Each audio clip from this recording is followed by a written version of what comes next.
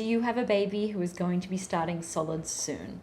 Well, congratulations, this is a really exciting point. And in this video, I want to share with you the 2 common mistakes I see parents making when they are about to introduce solids to their baby. The first mistake is the time that they start solids. A lot of doctors will still recommend giving baby foods or some sort of a solid or puree at 4 months old.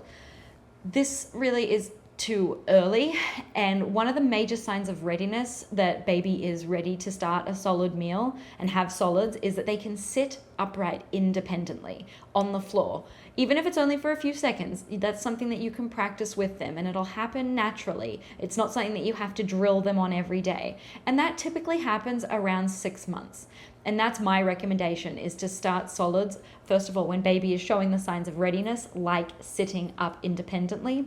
And that usually, as I said, happens around 6 months. So if you have a doctor who is pushing you to start solids earlier, I would really be questioning that. Unfortunately, doctors, pediatricians don't have a ton of nutrition training. In fact, many have very little at all and are just not up to date with the current research literature in nutrition. The second mistake I see parents making a lot, which makes me it's difficult to watch, is that parents have these really high expectations that baby is going to sit down and like actually eat a meal with them when they first start solids. And that's not going to be the case. Put yourself in your baby's shoes. For the first 6 months of their life, the only thing that they've had to drink is milk, formula or breast milk, and it's a sucking action. It's very simple and repetitive, and it's very different than what is required for chewing. And the texture is also different. Even if you're starting with purees, or even if you're going straight to finger foods, this is a very different texture. Think of what milk feels like if you were sucking it out of a bottle or a breast, and then all of a sudden somebody gave you, some pureed pumpkin or like a piece of beef to suck on. You'd be like, whoa, that's super strange. This is very new, and it's a very major sensory experience they're having here. So when you go in with these high expectations that baby should sit down and you should feed them their food, or you put it on the tray for them and they're going to eat it, well, they're not going to eat it. Lower your expectations, and it's very normal for them to not be swallowing. Some babies start swallowing, actually truly eating food when they're 7 months old, but others it may take an extra month or month and a half.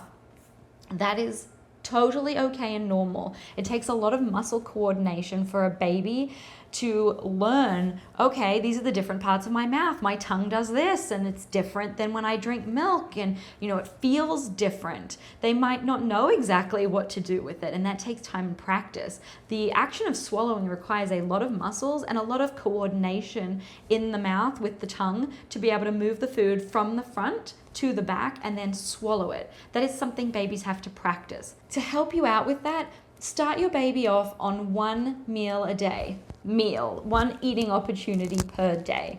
Once they're about 8 months old, go to 1 to 2. And there's nothing wrong. Let's say, you have a 7-month-old baby and you want to give them a second eating opportunity. That's totally fine. The most important thing is to give them those eating opportunities after they've had breast or bottle, so that they are not coming to the table hungry, because that's going to frustrate them, especially when they haven't learned to swallow yet.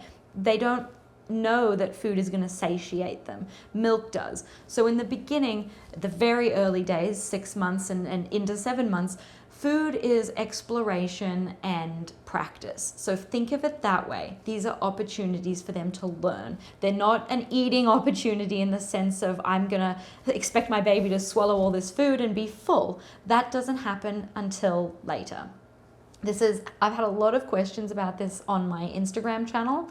If you have questions here, this has sparked more questions. Put your comments below, and I always read through them. And when I'm creating new content, I will endeavor to answer the questions that you have, because this is an exciting and also nerve-wracking time. I really hope you found this video helpful. If you did, share it with another parent friend who's also starting solids or may be concerned about it. And this is Talia the dietitian. Thank you for watching. Here are a couple more videos to help you raise your healthy, intuitive eaters.